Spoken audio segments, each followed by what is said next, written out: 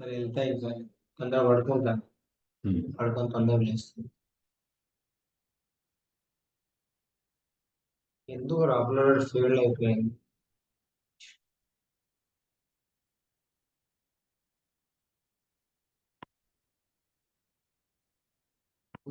Upload చేస్తే రావాలి కదా, మనకి ఏం రావాలి.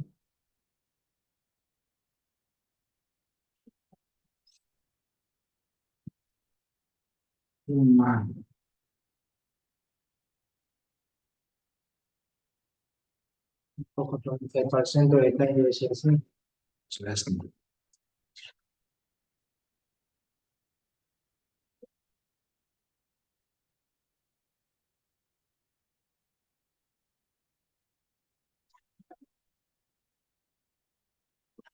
మొక్కలు ఎక్కడ పోయింది అర్థం 500 రూపాయలు. ఓం అజ్ఞానతిమిరాంధస్య జ్ఞానాంజనశలాకయా చక్షురున్మిళితం యేన తస్మై శ్రీగురవే నమః. శ్రీచైతన్యమనోభీష్టం స్థాపితం యేన భూతలే స్వయం రూపః కదా మహ్యం దదాతి స్వపదాంతికం.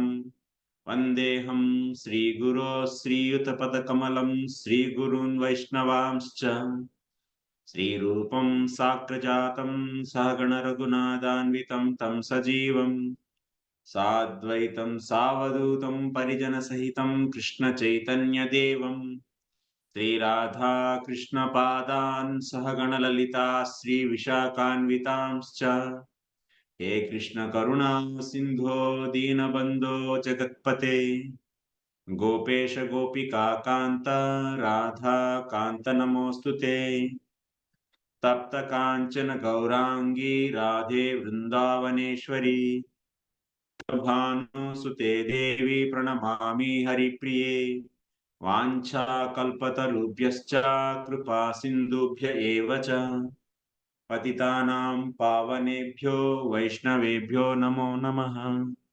నమో విష్ణుపాదాయ కృష్ణప్రేష్టాయ భూతలే శ్రీమతే భక్తివేదాంత స్వామిన్నితి నామినే. నమస్తే సారస్వతే దేవే గౌరవాణి ప్రచారిణే నిర్విశేష శూన్యవాది పాశ్చాత్య దేశతారిణే. జై శ్రీ కృష్ణ చైతన్య ప్రభు నిత్యానంద శ్రీ అద్వైత గదాధర శివాసాది గౌర భక్త వృంద. హరే కృష్ణ కృష్ణ కృష్ణ హరే హరే హరే రామ రామ రామ హరే హరే. హరే కృష్ణ భక్తులందరికీ స్వాగతం. ఈరోజు మనం శ్రీమద్ భగవద్గీత 10వ అధ్యాయంలో శ్లోకం వచ్చేసి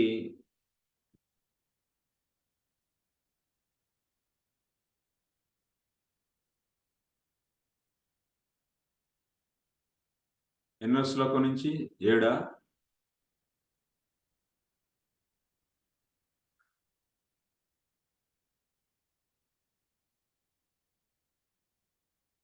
9వ శ్లోకం నుంచి మనం డిస్కస్ చేద్దాం.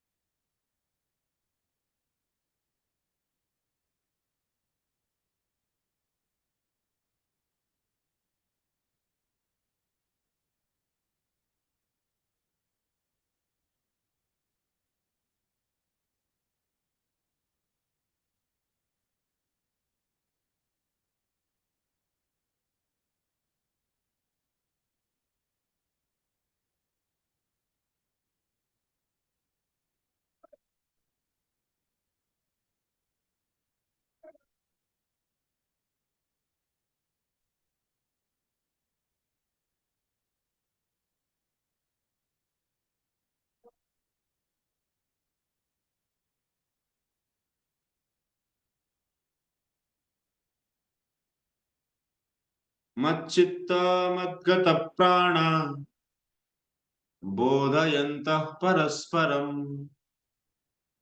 కథయంతశ్చ మాం నిత్యం తుష్యంతి చ రమంతి చ. తుష్యంతి చ రమంతి చ. మచ్చిత్తాః మద్గత ప్రాణాః బోధయంతః పరస్పరం.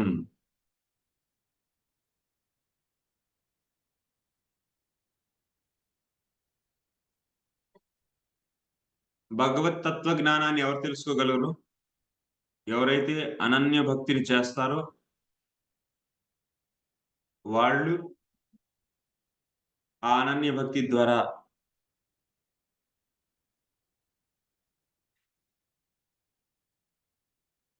భగవంతుడి యొక్క కృపను పొందడం వలన తద్వారా భగవత్ తత్వ జ్ఞానాన్ని తెలుసుకోగలుగుతారు.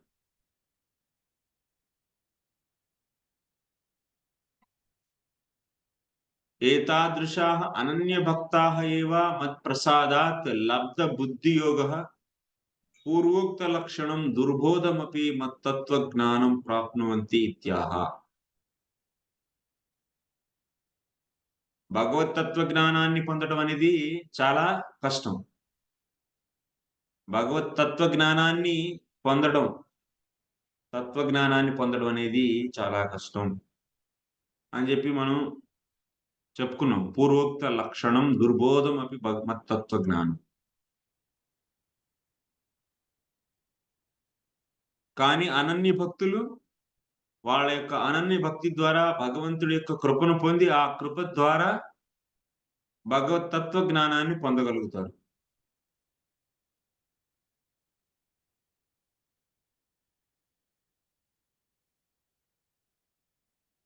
అంటే సాధనా భక్తి చేయటం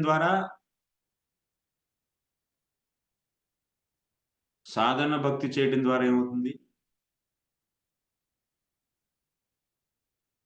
భగవంతుడి యొక్క కృప ప్రాప్తిస్తుంది. ఆ భగవంతుడి యొక్క కృప ద్వారా మాత్రమే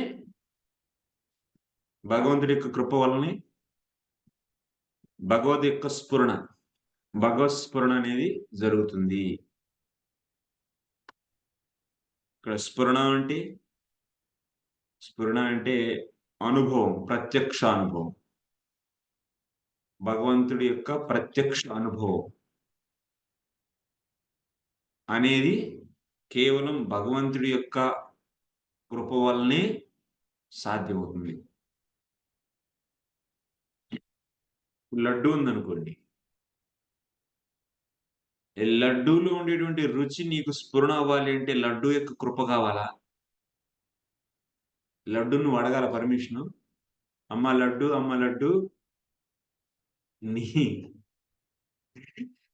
నీ యొక్క మధురాన్ని నేను టేస్ట్ చేయాలనుకుంటున్నాను, నీ కృప ఉందా అని చెప్పి దాన్ని అడిగి పర్మిషన్ తీసుకుని తర్వాత అట్లా తీసుకుంటేనే అప్పుడే నువ్వు ఆ యొక్క లడ్డూని నువ్వు అనుభవించగలుగుతావా? లడ్డూ యొక్క పర్మిషన్ ఏం అవసరం లేదు, నోట్లో పెట్టేసుకుంటే చాలు, ఆటోమేటిక్గా అది స్ఫురణ అనేది జరిగిపోతుంది. అవునా కాదు? అదేవిధంగా ఈ పెన్ను ఉంది, ఈ పెన్నుని చూడాలి అంటే పెన్ను పర్మిషన్ కావాలా మీకు?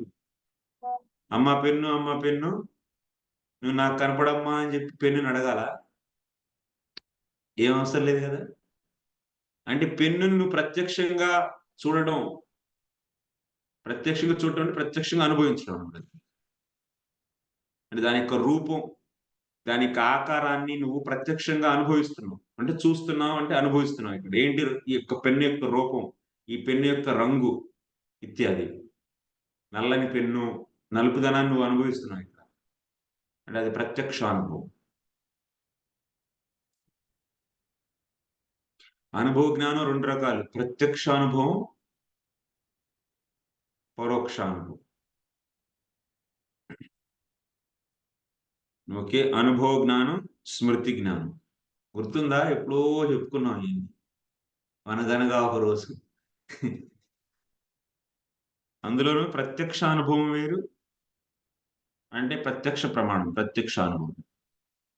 పరోక్షం అంటే అనుమానం మరియు శబ్దం.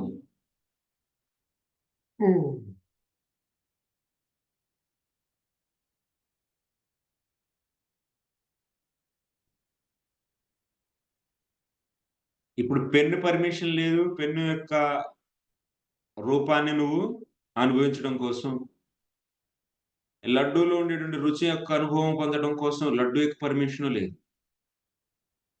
మరి భగవంతుడు కేసులో కూడా అంతేనా? ఇప్పుడు సపోజ్ మీ పక్కన ఎవరో ఉన్నారు. మీ మీ అక్కయ్యలో, మీ అన్నయ్యలో, చెల్లెల్లో, మీ ఫ్రెండ్స్ ఎవరో మీ ఎదురుగుండా నుంచున్నారు. వాళ్ళ యొక్క రూపాన్ని నువ్వు అనుభవించాలనుకుంటున్నావు. అంటే వాళ్ళ రూపాన్ని నువ్వు చూడాలనుకుంటున్నావు. వాళ్ళ పర్మిషన్ కావాలా? ఏం అవసరం లేదు. కళ్ళెదురుగుండా ఆళ్ళు వచ్చేస్తే ఆటోమేటిక్‌గా లావుగా, సన్నగా, లేతే నల్లగా, తెల్లగా అనేది మనకి అనుభవం కలిగిపోతుంది. అవునా కదా? మరి భగవంతుడి కేసులో గూడా అంతేనా? భగవంతుడి కేసులో గూడా అంతేనా? ఇప్పుడు నానా వస్తువులు ఈ ప్రకృతిలో ఉన్న వస్తువులు నువ్వు ప్రత్యక్షంగా అనుభవించాలి. అంటే ప్రత్యక్షంగా వాటిల్ని అనుభవించాలి అంటే వాటి యొక్క ఏటి పర్మిషన్ మనకవసరం లేదు. కానీ భగవంతుడి విషయంలో ఆ విధంగా కాదు. భగవంతుడు తన కృప ఉంటే నే నువ్వు చూడగలుగుతావు. ఆయన కృప ఉంటే నువ్వు చూడగలుగుతావు. ఆయన కృప లేకపోతే ఆయన కళ్ళెదురుగుండా ఉన్నప్పటికి నువ్వు చూడలేవు. కాబట్టి మరి ఆయన కృప ఎప్పుడొస్తుంది?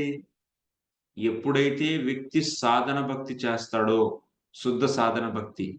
ఆ శుద్ధ సాధన భక్తితో భగవంతుడు ప్రసన్నమయ్యి తన కృపనిస్తాడు. ఆ కృప వల్ల సర్వత్ర విరాజమానమయ్యేటువంటి భగవంతుడి యొక్క స్ఫురణ కలుగుతుంది. అంటే భగవంతుడి యొక్క రూపాన్ని చూడగలుగుతాం. భగవంతుడి యొక్క కాలి గజ్జెల సౌండ్ వినగలుగుతాం. భగవంతుడి యొక్క మాల ఏదైతే తులసి మాల ఉందో, ఆ తులసి మాల యొక్క గంధాన్ని నువ్వు నీ యొక్క ముక్కు పుటల్ని అది స్పర్శించి నీకు ఆ గంధాన్ని నువ్వు తెలుసుకోగలుగుతావు. గంధాన్ని నువ్వు ఏమంటారు దాన్ని? పీల్చడమా? గంధాన్ని పీల్చగలుగుతావు. వాసన చూడటం. ఇంకా భగవంతుడు ప్రసన్నమైతే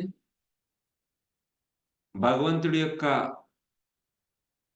స్పర్శ నీకు కలుగుతుందనమాట. నిన్ను టచ్ చేస్తాడు. భగవంతుడు సర్వత్ర వ్యాప్తం. మరైతే ఈ శరీరానికి భగవంతుడు టచ్ అవుతున్నాడా లేదా?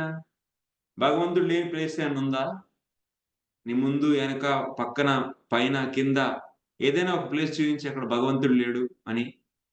భగవంతుడే స్వయంగా చెప్తున్నాడు. నేను సర్వత్ర వ్యాప్తం అని. మరి సర్వత్ర వ్యాప్తం అయితే మరి నువ్వు టచ్ చేస్తే నీకు టచ్ కలగాలి కదా! కలగట్లేదే. ఎందుకంటే కలగట్లేదు? ఎందుకు అంటే ఆయన కృప లేదు కాబట్టి. అదే కృప ఉంటే భగవంతుడిని నువ్వు టచ్ చేయగలుగుతావు. ఇంకా, ఇంకా ఒక మెట్టు పైకెళ్తే భగవంతుడి యొక్క అధర రసాన్ని, తన యొక్క నోటిలో ఉండేటువంటి పెదవుల యొక్క రసాన్ని కూడా నువ్వు ఆస్వాదించగలుగుతావు. భగవంతుడి యొక్క మాటలు వినగలుగుతావు.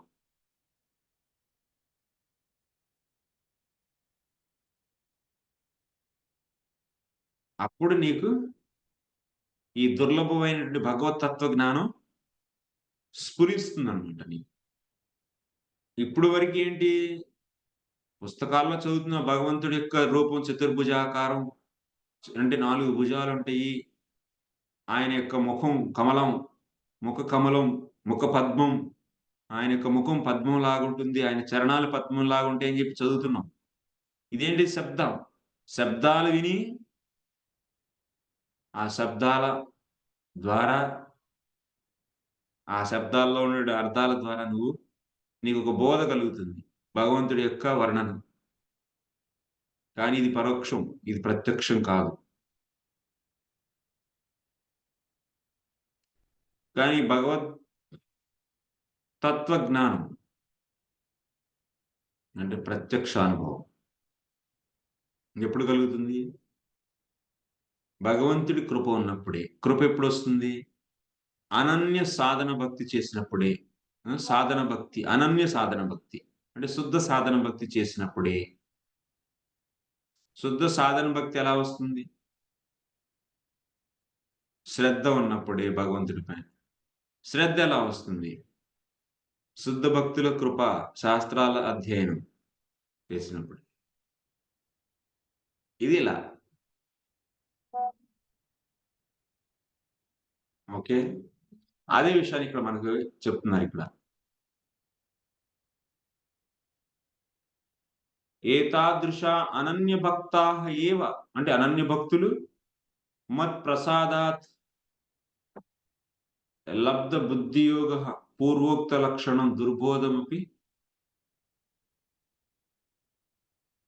మత్తత్వజ్ఞానం ప్రాప్నువంతి ఇత్యాహ. అంటే దుర్బోధం అంటే అది బోధపడటం అనేది కష్టం. అంటే మన దుర్బోధం దేనికి? ఈ యొక్క భౌతికమైన బుద్ధి, మనస్సు, ఇంద్రియాలకి భగవత్ తత్వజ్ఞానం అనేది దుర్బోధం. భగవంతుడు ఎదుటికుండా ఉన్నప్పటికీ చర్మంతో నువ్వు భగవంతుడిని స్పృశించగలుగుతున్నావా? అన్ని చోట్ల ఉన్నాడు కదా. లేదు అంటే దుర్బోధం. మనస్సు, బుద్ధి, అహంకారం వీటన్నిటికి కూడాను, ఇంద్రియాలు వీటన్నిటికి కూడాను భగవంతుడు వీటన్నిటి ద్వారా భగవంతుడు నువ్వు తెలుసుకోలేవు.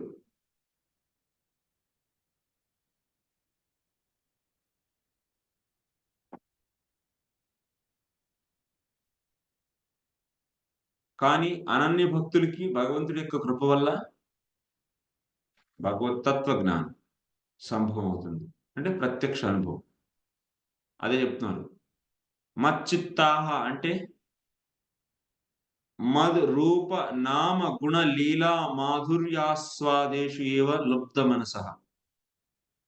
ఎవరికైతే మచ్చిత్తాహ అంటే ఏంటి? భగవంతుడి యొక్క నామము, గుణాలు, రూపము, లీలల యొక్క మాధుర్యాన్ని ఆస్వాదించాలి అని చెప్పి ఎవరికైతే మనస్సు కుతూహలంగా ఉందో వాళ్ళు మచ్చిత్తాహ.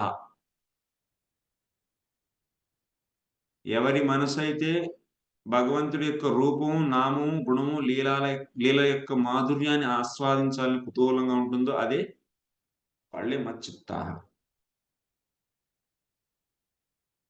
మద్గత ప్రాణాహ అంటే మాం వినా ప్రాణాన్ ధర్తుం అసమర్థాహ.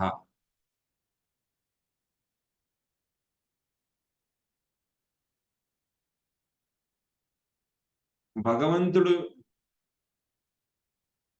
ని విడిచి ఒక్క క్షణం కూడా ఉండలేరు. ఏ విధంగా అయితే ప్రాణాలు విడిచి నువ్వు ఒక్క నిమిషాన్ని ఉండగలవా? ముక్కు, చెవులు, నోరు అన్ని మూసుకొని అంటే ప్రాణాలను విడిచి మనం ఉండగలమా? ఒక్క క్షణం ఉండగలమా? లేదు. అదే విధంగా భగవంతుడు మద్గత ప్రాణ, భగవంతుడే ప్రాణం. అంటే భగవంతుడిని విడిచి వాళ్ళు ఒక్క క్షణం కూడా ఉండలేని వాళ్ళు. వాళ్ళని అనన్య భక్తులు అంటారు. మద్గత ప్రాణ.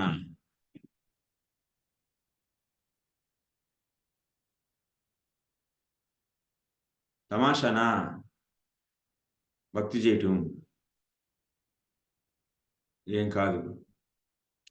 బట్ ఆరంభించి 1000 అడుగుల ప్రయాణం అయినా సరే, 1000 మైళ్ళ ప్రయాణం అయినా సరే ఒక్క అడుగుతోనే కదా స్టార్ట్ అయ్యేది. కాబట్టి ఒక్కొక్క అడుగు భగవంతుడికి చేరుకోవడానికి ప్రయత్నం చేయాలి. సాధన చేసుకుంటూ భక్తుల సాంగత్యంలో శాస్త్రాలను అధ్యయనం చేస్తూ ఉన్న భౌతిక బంధాలని, మోహాలని తెంచుకుంటూ అనవసరమైనటువంటి విషయాలపైన ఆసక్తి పెట్టుకోకుండా అవసరమైన విషయాలపైన ఆసక్తి పెంచుకుంటూ అలా క్రమేణా ముందుకు సాగుతూ ఉండాలి.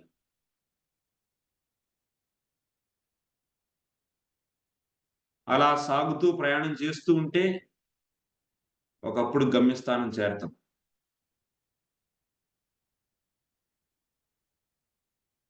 సో మచ్చిత్తాహ మద్గత ప్రాణాహ.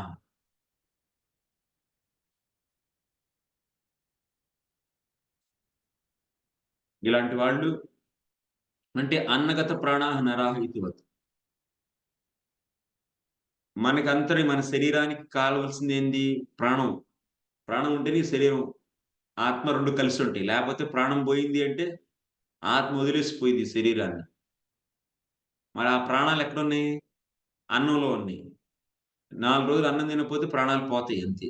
మెల్లిమెల్లిగా ప్రాణం అనేది తగ్గిపోతుంది. అన్నం తగ్గిస్తూ ఉంటే అన్నం తగ్గియడం గాదు. ఒకరోజు ఉపవాసం. కొంచెం తగ్గింది ప్రాణం.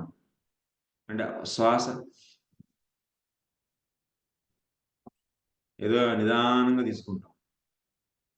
రెండో రోజుకి అంటే పై ప్రాణాలు పైనే పోతా ఉంటాయి. మూడో రోజు గూడా చేసావు వ్రతం. అంటే ఏమవుతుంది? మన ప్రాణం ఎక్కడున్నట్టు? అన్నంలో ఉంది. అన్నం తినకపోతే ప్రాణం పోతుంది. అవునా కాదా? ట్రై చేయాలంటే వ్రతంలో నీకు అర్థమవుతుంది. నిర్జల వ్రతం. రెండో రోజు గూడా నిర్జల వ్రతం చెయ్యి. అప్పుడు బాగా అర్థమవుతుంది. మన ప్రాణాలు ఎక్కడున్నాయనేది. అదేదో ఉంది గదా! ఏదో సినిమా 'పాతాళ భైరవుడా', 'వందిత మాతయి' బాగా తెలిసింది. చిలకలో లేదా? తెలీదా? మీరు సినిమాలు చూసే ఉంటారు కదా! మాతయి. లే 'పాతాళ భైరవుడు' సినిమా చూడలేదా? నేను చూడలేదు. ఎప్పుడో మా అమ్మ చెప్పేది. అది చిలకలో ఉన్నాయంట. చిలక. సప్త సముద్రాలు దాటి ఎక్కడో చిలకలో పెట్టారు. అవునా? అలాగే అదేదో కథ చెప్పేది చిన్నప్పుడు. సో, అదే విధంగా మన ప్రాణాలు ఎక్కడున్నాయి? మన ప్రాణాలు కొంతమంది ప్రాణాలు వాళ్ళ పిల్లల్లో ఉంటాయి. వాళ్ళ ప్రాణాలు మొత్తం పిల్లల్లో పెట్టేస్తారు. అవునా? కొంతమంది వాళ్ళ ప్రాణాలన్నీ ఎక్కడెక్కడో తన భార్య ఏందో, తన భర్త ఏందో, లేపోతే తన పిల్లలేందో ఉంటాయి ప్రాణాలు. వాళ్ళకేమైనా అయిపోతే ప్రాణాలు పోతాయని. జనరల్‌గా మనందరి ప్రాణాలు అన్నంలో ఉన్నాయి. 4 రోజులు అన్నం తినకపోతే ప్రాణం పోయిద్దంతే. అన్నం పోయింది, ప్రాణం పోయింది. కానీ వీళ్ళ ప్రాణాలు ఎక్కడుంటాయంట?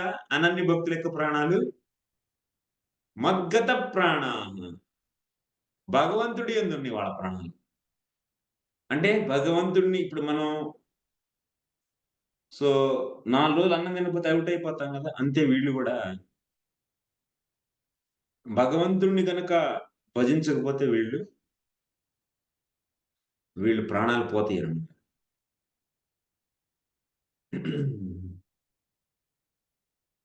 సో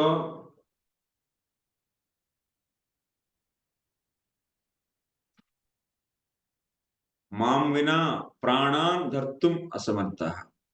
అన్నం లేకుండా మనం ప్రాణాలను ధరించడం అనేది అసంభవం. అదే విధంగా భగవంతుడు లేకుండా వీళ్ళు ప్రాణాల్ని ధరించలేరు. ప్రాణాలను ధరించలేరు. ఆళ్ళనే మద్గత ప్రాణాః అంటారు. బోధయంతః భక్తి స్వరూప ప్రకారాదికం సౌహార్దేన జ్ఞాపయంతః. ఏం చేస్తారు వీళ్ళు ఇలాంటోళ్ళు కూర్చొని పరస్పరం ఒకళ్ళకి ఒక్కొక్కళ్ళు భక్తి యొక్క స్వరూపాన్ని చెప్పుకుంటారు. గుర్తు చేసుకుంటూ ఉంటారు. అది గూడా సౌహార్దేన హృదయంతో. మాం మహా మధుర రూప గుణ లీలా మహోదధిం కథయంతః. భగవంతుడి యొక్క రూపము, గుణాలు, లీలలు ఇవన్నీ గూడాను మధురమైనవి. ఇవి మహాసాగరం లాంటివి. వాటి గురించి నిరంతరం చెప్పుకుంటారు. కథయంతి. కథయంతి అంటే ఇక్కడ ఏంటి అర్థం? సో, కీర్తన చేస్తూ ఉంటారు. భగవంతుడి యొక్క గొప్ప మహిమల్ని, ఆయన యొక్క రూపాన్ని, ఆయన యొక్క లీలల్ని, ఆయన యొక్క గుణాల్ని కీర్తన చేస్తూ ఉంటారు. కథయంతి అంటే కీర్తన చేయడం.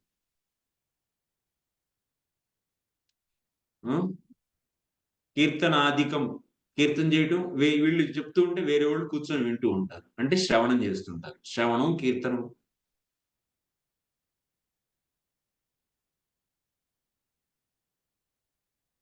ఇంకా కుర్వంతః ఇత్యేవం సర్వభక్తిషు అతిశ్రేష్ట్యాత్ స్మరణ శ్రవణ కీర్తనాన్యుక్తాని.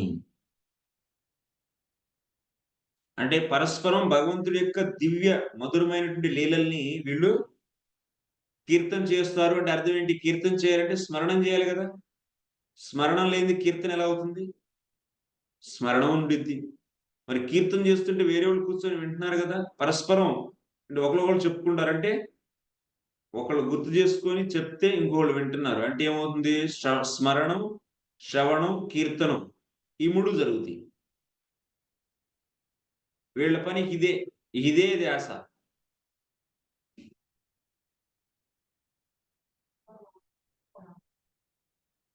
నిత్యం. నిత్యం అంటే ఆల్వేస్. ఇదే పిచ్చి. కథయంతశ్చ మాం నిత్యం.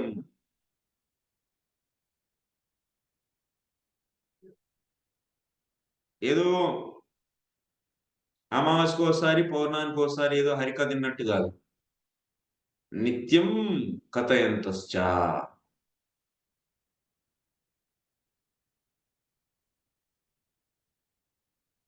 పగలు లేదు, రాత్రి లేదు. అంటాం కదా, ఎవరైనా ఒకళ్ళకి ఒక పిచ్చి పట్టిందండి. క్రికెట్ వస్తుంది, ఇంటర్నేషనల్ వరల్డ్ కప్. వాడికి పిచ్చి. ఉదయం నుంచి సాయంత్రం దాకా, రాత్రి మిడ్ నైట్ ఉండదు ఇక. కూర్చొని చూస్తూనే ఉంటాడు. అన్నం పళ్ళెంలో పెట్టినా ధ్యాస పళ్ళెం మీద, అన్నం మీద, తిండి మీద ఉండదు. అవునా? అది నోట్లోంచి ఇలా వెళ్తా ఉండేది, కానీ మొత్తం ధ్యాస అంతా ఎక్కడ ఉండిద్ది? అక్కడ ఏమవుతుందా, ఏం జరుగుతుందా అని చెప్పి ఆ టీవీలోనే చూస్తూ ఉంటాడు. ఒకవేళ ఏదైనా పనులు చెప్పినా, ఆ పని చేస్తున్నా కూడా వాడి ధ్యాస మొత్తం ఇక్కడే ఉండిద్ది. అదేదో నామకే చేస్తూ ఉంటాడు. అది మనం అంటున్నారు కదా, శుద్ధ భక్తులు తిండి మీద ధ్యాస ఉండదా అని. తినకపోతే ఎట్లా గాని.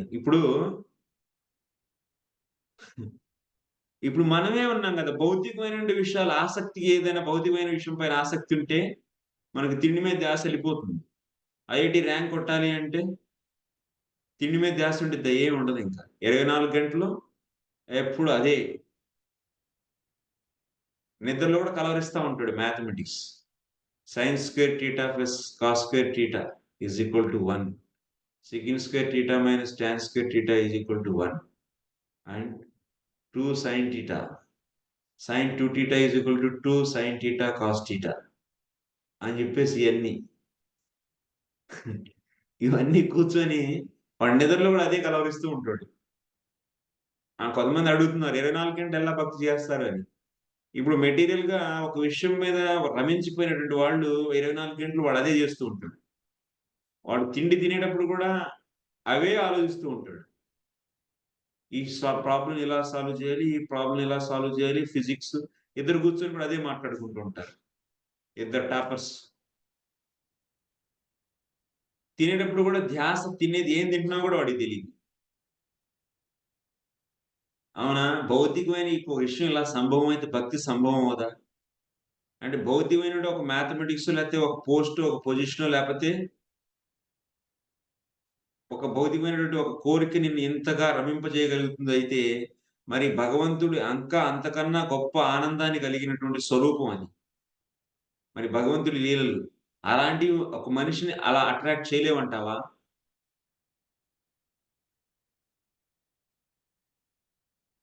అవునా? 24 గంటలు ఆ వ్యక్తిని రమింపజేయలేవా అవి? ఆకర్షించలేవా? భగవంతుడి యొక్క నామము, రూపము, గుణాలు, లీలలు ఆకర్షించలేవా? అలాంటి వ్యక్తికి ఇంక వేరే ఏమైనా ధ్యాస ఉండిద్దంటారా? శుద్ధ భక్తుడి యొక్క స్టేజ్ చెప్తే ఎందుకు భయపడుతున్నారు మీరు? అవునా కదా? అలా ఉంటది అనమాట భక్తి. వాళ్ళు మద్గత ప్రాణ మచ్చిత్తా మద్గత ప్రాణ పరస్పరం బోధయంత. అలా అయిపోవాలి ఫైనల్ గా. వందిత మాతాజీ అర్థమవుతుందా మీకు? ఆ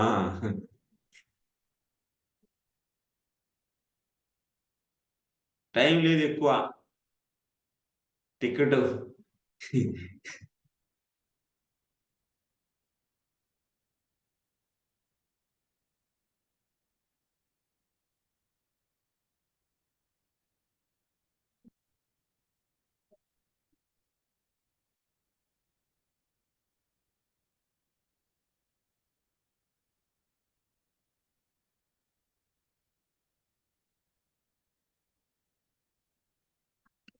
మద్రూపాది వ్యాఖ్యానేన ఉత్కీర్తనాదికం కుర్వంత ఇత్యేవం సర్వభక్తిషు అతిశ్రేష్ట్యాత్.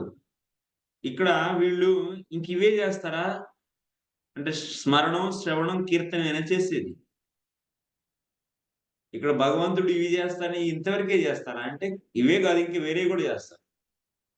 ఏంటి? శ్రవణం, కీర్తన, విష్ణు స్మరణం, పాద సేవనం, అర్చనం, వందనం, దాస్యం, సఖ్యం, ఆత్మనివేదనం.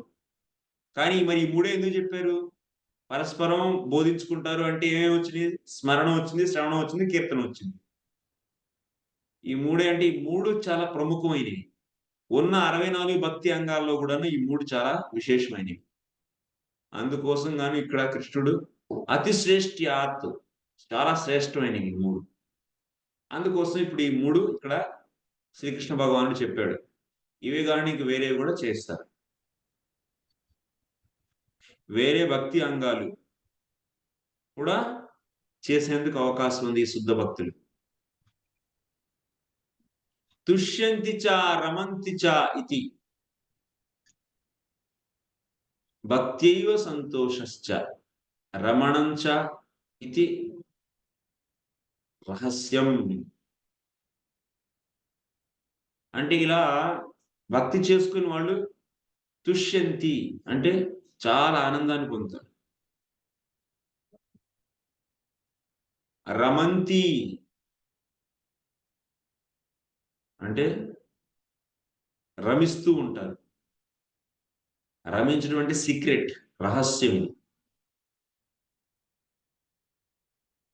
సో యద్వా సాధన దశాయామపి భాగ్యవశాత్ భజనే నిర్విఘ్నే సంపద్యమానే సతి తుష్యంతి తదైవ భావి స్వీయ సాధ్య దశాయాం అనుస్మృత్య రమంతి చ. అంటే ఏంటి? సాధన దశలో కూడాను వీళ్ళు తుష్యంతి రమంతి.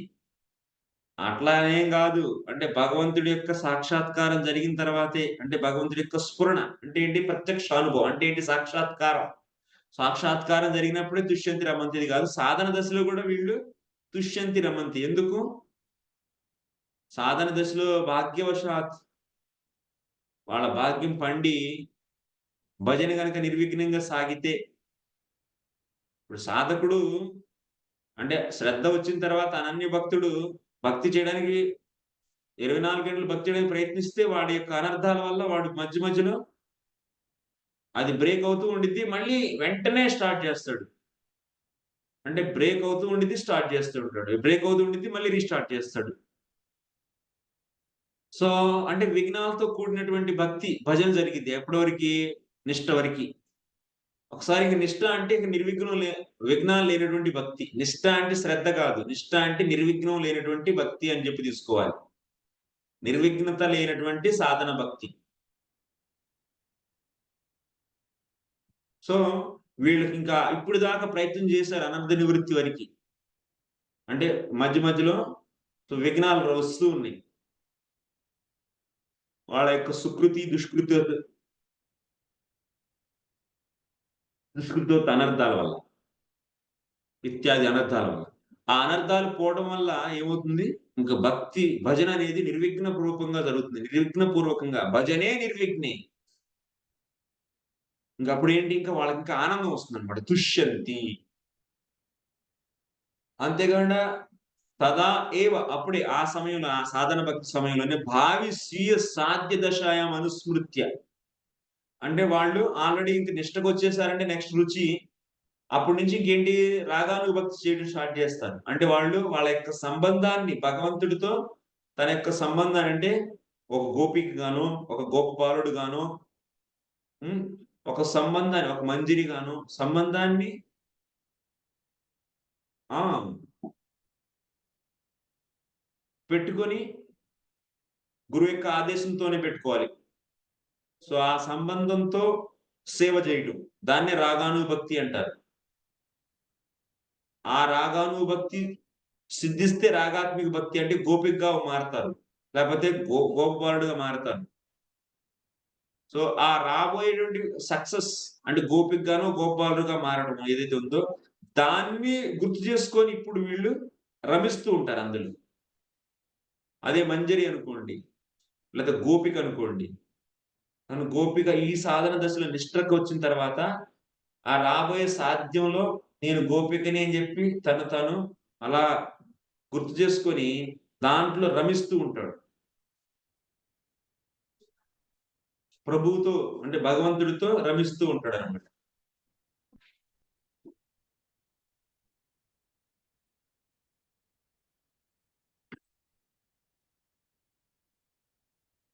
అంటే ఇతను రాబోయేటువంటి రాగాత్మిక భక్తి గురించి ఇప్పుడే రమిస్తున్నాడు. ఈ సాధన దశలో. అంటే నాకిలా వస్తుంది. అప్పుడప్పుడు రమిస్తావా లేదా? ఏదో ఐఐటీకి ట్రై చేస్తున్నాడనుకోండి. ఇప్పుడు ప్రస్తుతానికి ప్రాక్టీస్ చేస్తున్నాడు. ఒక్కోసారి నేను ఐఐటీలోకెళ్ళాను, ఇలా ఉంటాను, ఇలా క్లాసులుంటాయి అని జెప్పి ఇక్కడే ఇంకా రాలేదు, ఎగ్జామ్స్ జరగలేదు, రిజల్ట్ రాలే, ఏం రాలే. కానీ దాంట్లోకెళ్ళి రమిస్తాడా లేదా? ఇలా చదువుతాను, ఇలా పాసవుతాను, ఇచ్చేస్తానని చెప్పి రమిస్తాడా లేదా? అలాగే ఈ సాధకుడు భక్తి నిర్విఘ్నంగా సాగడం వల్ల తుష్యంతి రాబోయేటువంటి రిజల్ట్ అంటే సాధ్యం. అంటే తన యొక్క రిలేషన్‌షిప్ ఏదైతే ఉందో దాన్ని గుర్తు చేసుకొని, అనుస్మృతి అంటే గుర్తు చేసుకొని దాంతో రమిస్తాడు. అంటే అర్థం ఏంటి? ఇతనిప్పుడు రాగానుభక్తి చేస్తున్నాడు. ఈ శ్లోకం రాగానుభక్తిని రమంతిచ అనేటువంటి పదం రాగానుభక్తిని చేస్తుంది. అంటే ఇప్పుడు రా రా ఒక రిలేషన్‌షిప్ ఊహించుకుంటున్నాడు అంటే భగవంతుడితో అది సాధ్యంగా ఊహించుకుంటున్నాడంటే ఇప్పుడేంటి రాగానుభక్తి చేస్తున్నట్టే గదా! లేపోతే అక్కడి దాకా ఎలా ఎళ్తాడు? కాబట్టి ఇది రాగానుగ భక్తిని సూచిస్తుంది. రమంతిచ అనేటువంటిది ఏంటి భక్తిని సూచిస్తుంది. రమించడం అంటే ఏంటి? రాబోయేటువంటి తన యొక్క సంబంధం భగవంతుడితో దాన్ని ఇప్పుడు గుర్తు చేసుకొని దాంతో రమించటం. అంటే ఏంటి? అలా అది సాధ్యం గాబట్టి ఇప్పుడు సాధన ఏమై ఉండాలి? రాగానుభక్తి అయి ఉండాలి అని జెప్పి మనకిక్కడ అర్థమవుతుంది. ఓకే. నెక్స్ట్ శ్లోకం. తేషాం సతతయుక్తానాం భజతాం ప్రీతిపూర్వకం దదామి బుద్ధియోగం తం యేన మాముపయాంతి తే. తేషాం సతతయుక్తానాం భజతాం ప్రీతిపూర్వకం దదామి బుద్ధియోగం తం యేన మాం ఉపయాంతి తే.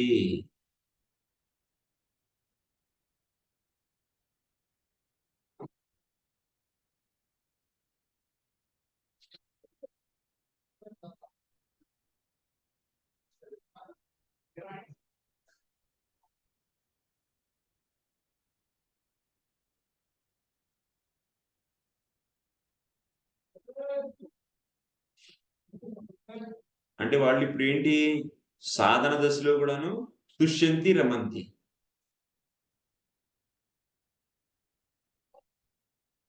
అంటే భక్తి నిర్విఘ్నంగా సాగడం వల్ల తుష్యంతి.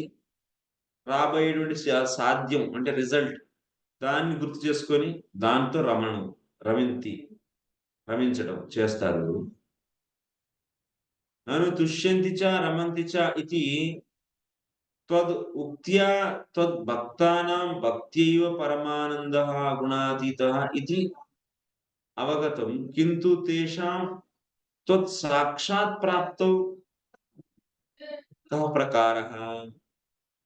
అంటే పూర్వం 9వ శ్లోకం ద్వారా మనకేంటి, భక్తులు తద్భక్తానాం భక్త్యైవ పరమానందః గుణాతీతః ఇది అవగతం. ఆ యొక్క సాధన భక్తి చేసుకుంటూ దాంతో ఆనందంగా ఉన్నారు. అయితే వాళ్ళకి ప్రత్యక్షంగా సాక్షాత్ ప్రాప్తి ఎలా జరుగుతుంది, భగవంతుడి యొక్క ప్రాప్తి అనే ఏ విధంగా భగవంతుడి యొక్క ప్రాప్తి, ఏ ప్రకారంగా భగవంతుడి ప్రాప్తి సాక్షాత్ ప్రాప్తి జరుగుతుంది అని చెప్పి అడుగుతున్నారు ఇక్కడ. దానికి ఉత్తరం ఈ సమాధానంలో చెప్తున్నారు, ఈ శ్లోకంలో చెప్పబడింది. అంటే సాక్షాత్ అనుభవం ఎలా జరిగింది అనేది ఈ శ్లోకం ద్వారా మనం తెలుసుకోగలుగుతున్నాం.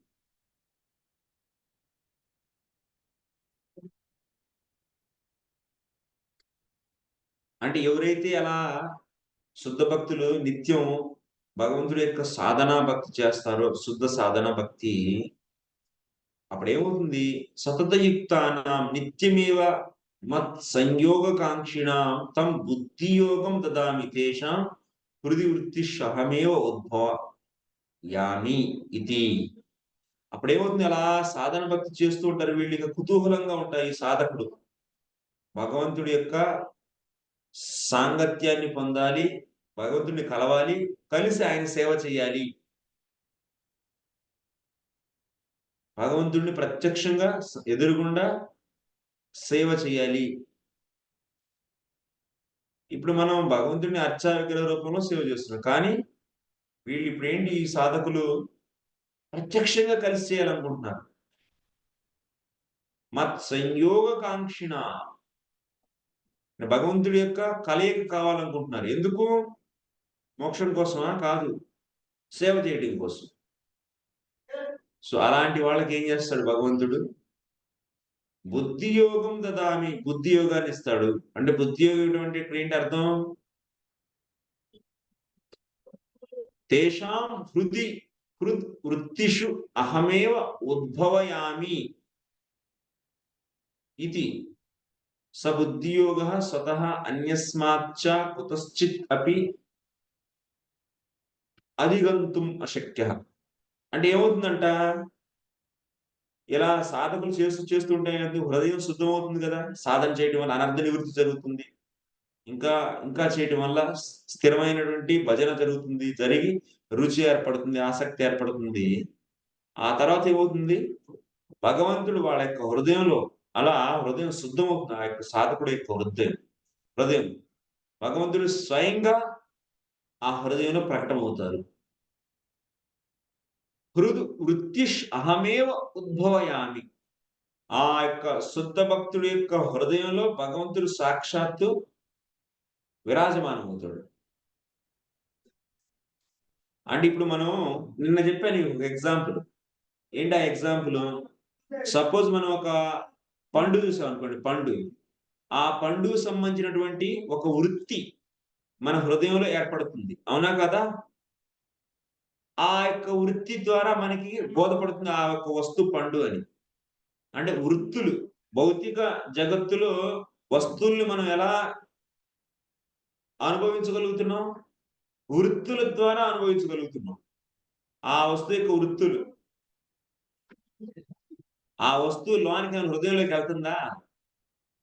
ఇప్పుడు సపోజ్ పెన్ ఉంది, యాపిల్ పండు ఉంది, యాపిల్ పండుని ఎదురుగుండా నువ్వు చూస్తున్నావు. ఇప్పుడు ఎదురుగుండా పెట్టావు నీ కళ్ళ ఎదురుగుండా, ఇది యాపిల్ పండు అని చెప్పి నువ్వు చూసావు.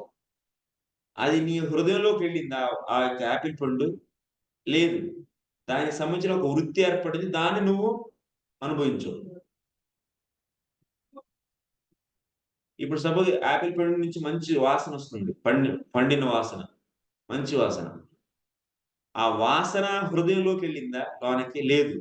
ఆ వాసన నీ ముక్కు పుటల్ని టచ్ చేసింది, అది అక్కడే ఉంది, వాసన బయటే ఉంది అది. కానీ దానికి సంబంధించిన వృత్తి హృదయంలో ఏర్పడి, అచ్చా ఇది ఈ మంచి సుగంధం వస్తుంది అని చెప్పి తెలుస్తుంది. హృదయంలోకి ఇంద్రియ విషయాలు ఏవి ప్రవేశించవు.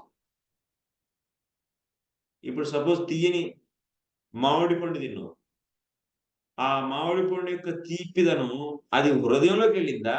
లేదు, తీపిదనాన్ని ఈ నాలుక టచ్ చేసింది అంతే. అయితే ఆ యొక్క తీపికి సంబంధించిన ఒక వృత్తి హృదయంలో ఏర్పడింది. దాన్ని మనం ఎక్స్పీరియన్స్ చేస్తున్నాం అని ఏంటి ఇప్పుడు ఇక్కడ వృత్తుల ద్వారానే భౌతిక జగత్తులో ఉన్నటువంటి వస్తువుల యొక్క అనుభవం అనేది జరుగుతుంది. అదే విధంగా భగవంతుడి విషయం ఎలాగా? భగవంతుడి విషయం హృదయం శుద్ధం అవటం వల్ల సాధన చేశాడు కదా. సాధన చేసినటువంటి వ్యక్తి హృదయం శుద్ధం అవటం వల్ల ఆ శుద్ధమైనటువంటి హృదయంలో భగవంతుడే స్వయంగా ఏ విధంగా అయితే వృత్తులు వస్తున్నాయో ఆ శుద్ధ హృదయం భగవంతుడే స్వయంగా ప్రకటమవుతాడు.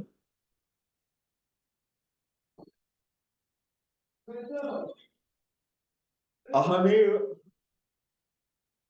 ఉద్భవయామి. వృత్తులకి రిప్లేస్ చేసి భగవంతుడు స్వయం.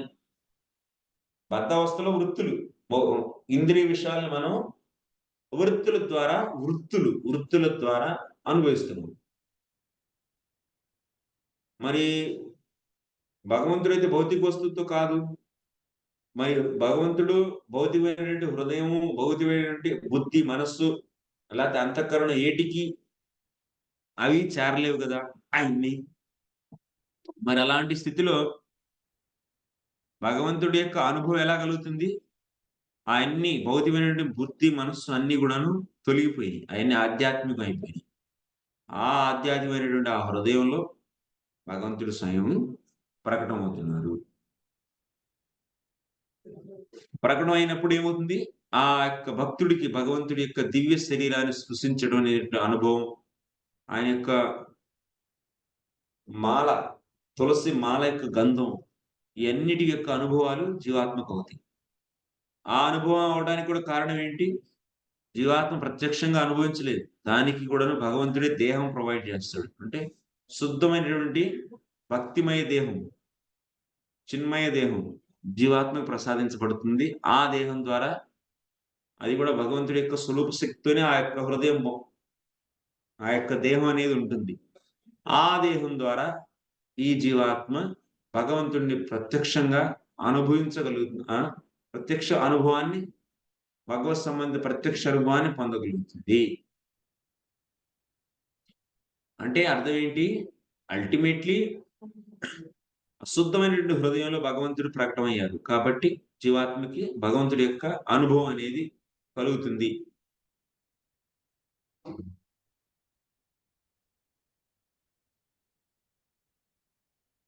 సో ఇలా ఎవరైతే భక్తులు అలా భగవంతుడి యొక్క అనుభవాన్ని పొందారో అంటే వాళ్ళు పర్ఫెక్ట్ అయిపోయారు.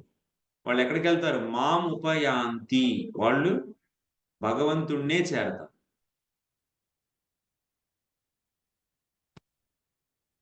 నిత్యం భగవంతుడి యొక్క సేవలోనే ఉంటారు. తేషామేవ అనుకంపార్థం అహం అజ్ఞానజం తమః నాశయామ్యాత్మభావస్తో జ్ఞానదీపేన భాస్వత.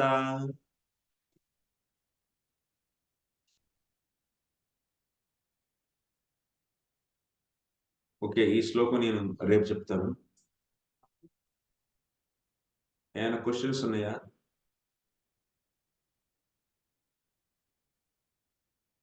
One more class is there, then that 9:30 ఇంకో క్లాస్.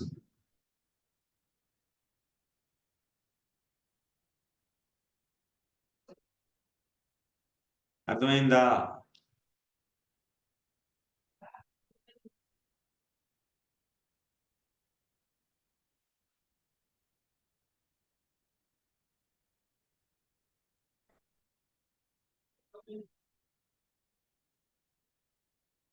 ఓకే, అర్థమైతే గుడ్.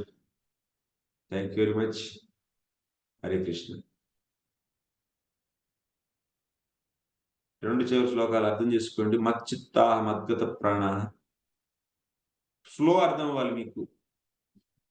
శ్రద్ధ, అనన్య భక్తి ఎంట్రీ, అనన్య భక్తి సాధన చేశాము, నిష్టకు వచ్చాము. ఆ తర్వాత భావభక్తిలో అనుభవం అనేది ఏర్పడుతుంది. భగవంతుడి యొక్క అనుభవం బిగిన్ అవుతుంది. మరి సాధన భక్తి చేస్తే భగవంతుడి కృప వస్తే ఆ కృప వల్ల అప్పుడు నీకు భగవంతుడి యొక్క అనుభవం అనేది ఏర్పడుతుంది. భగవంతుడి యొక్క తత్వజ్ఞానం అనేది నీకు బోధపడుతుంది అని అర్థం. అంతకన్నా ముందర భగవంతుడి యొక్క ప్రత్యక్ష అనుభవం అవుతుంది. కానీ కొద్ది మాత్రంలో అవ్యయమైన రీతిలో ఉంటుందన్నమాట. తెలిసి తెలియని రీతిలో. ఎందుకంటే ప్రతి నామంలోనూ మధురం అనేది ఉంది. అది మనం ఏదో స్వల్పమైనటువంటి అంటే మన యొక్క చిన్మయ దేహం లేదు కాబట్టి స్వల్పం సరైనటువంటి చిన్మయ దేహం, వృద్ధి చెందినటువంటి చిన్మయ దేహం లేదు కాబట్టి స్వల్పమే అనుభవం పొందుతాం. అది క్రమేణా పెరుగుతూ ఉంటుందన్నమాట. ఇదే ఫ్లో. ఇంక దీని గురించి పెద్దగా కష్టపడాల్సిన అవసరం ఏం లేదు. సింపుల్. అంతే, ఇంక ప్రాక్టీస్ చేయాలి అంతే. ప్రాక్టీస్ చేయాలి అంటే ఆ స్టేజ్‌కి రావాలి అంటే వి హావ్ టు ఆ స్టేజ్‌కి రావాలి అంటే మనం చాలా మార్చుకోవాలి. చాలా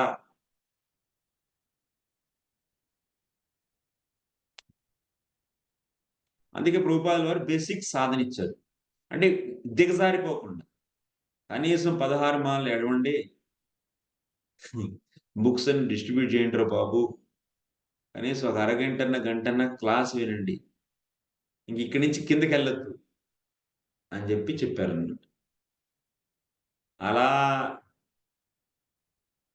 సో, పెంచుకుంటూ ఎక్కడి దాకా వెళ్ళాలి? ఒక పిచ్చోడిలాగా. మద్గత ప్రాణ. మీ పిల్లలే చూసుంటారు. వాళ్ళకొక ఎర్రి లేసింది అంటే ఇంక దాన్ని పట్టుకొని 24 గంటలు ఇక అదే ఆలోచిస్తూ ఉంటారు. అది అలా. అలా భగవంతుడి పైకి రావాలి. అప్పుడు ఓకే.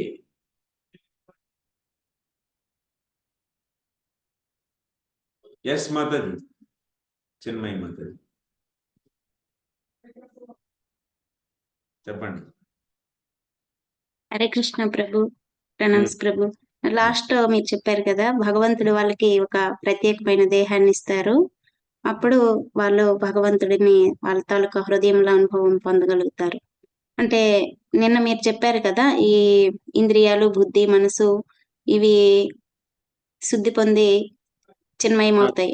ఆ దేహాన్ని ఇక్కడ మీరు అదే ఆ దేహాన్ని ఇక్కడ నేను కోట్ చేస్తుంది. ఓకే, సరే. హరే కృష్ణ. అదే దేహం వచ్చింది. అంటే అది స్లోగా ట్రాన్స్‌ఫార్మ్ అవుతుంది. ఉన్న దేహమే ట్రాన్స్‌ఫార్మ్ అయిపోతుంది. క్రమేణా కొంచెం కొంచెంగా. నిప్పుల్లో పెట్టినటువంటి లోహం, ఇనుము మెల్లిమెల్లిగా రెడ్‌గా అయిపోతుంది కదా కొంతసేపటికి. అగ్నిలాగా మారిపోతుంది. ఇది కూడా అంతే.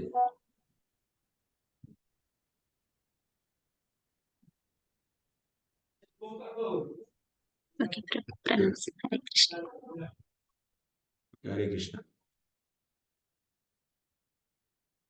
Thank you very much.